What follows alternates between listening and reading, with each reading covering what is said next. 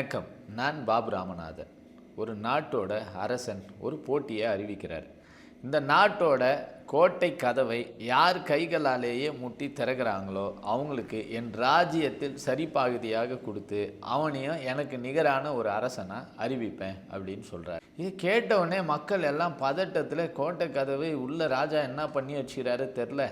கையில் திறக்க முடியாமல் போச்சுன்னா 2 கை போயிடுச்சுன்னா என்ன பண்ணுறது? இருக்கிற கையை வச்சு உழைச்சாவது சாப்பிட்டுட்டு இருக்கோம். யாருமே அந்த போட்டியில் கலந்துக்கிறதுக்கு முன்னே வரல.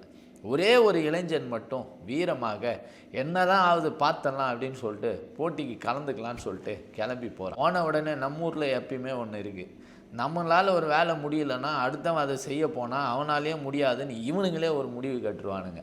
அப்படி சுற்றி இருந்தவன் எல்லாரும் என்ன பண்ணுறான், டேய் வேணாண்டா, போனின்னா கை போச்சுன்னா நீ என்ன பண்ணுவ, கை இல்லைன்னா வாழ முடியுமா, இப்படிலாம் இருந்தால் என்னடா ஆகுறதுன்னு சொல்லிட்டு ஆளுக்கு ஒன்று சொல்கிறான். போதாத குறைக்கு 90s கிட்ஸோட ஃபேன் ஒருத்தர் அங்கே இருந்திருப்பான் போல், இப்படி கை போயிடுச்சுன்னா உனக்கு கல்யாணம் எப்படி நடக்கும், உனக்கு யார் பொண்ணு கொடுப்பாங்கன்னு அந்த ஆங்கிளில் வேற பயம்புத்துறான்.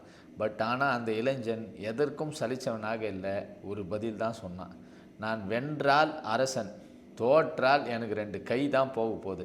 எனக்கு அந்த அரசன்ற இலக்கு தான் முக்கியமே தவிர இந்த கை இல்லைனாலும் நான் கண்டிப்பாக பொழைச்சிக்குவேன், எனக்கு என் மேலே நம்பிக்கை இருக்குது அப்படின்னு சொல்லிட்டு வாயில் கதவை நோக்கி போகிறான். போயிட்டு தன் கைகளால் புஷ் பண்ணுறான். கதவு திறந்துடுது. எல்லாருக்கும் ஒரே ஆச்சரியம்.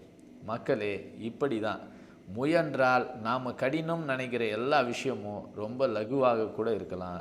முயலாமை கதையில் எப்படி முயலாமை ஒரு தோல்விக்கு காரணமாக இருந்ததோ அதுபோல் முயற்சியே இல்லாமல் தோற்பதை விட தட்டி விட்டு போயிட்டே இருக்க வேண்டியதுதான். மீண்டும் இதுபோல் ஒரு தன்னம்பிக்கை காணொளியில் உங்களை சந்திக்கிறேன். நன்றி, வணக்கம்.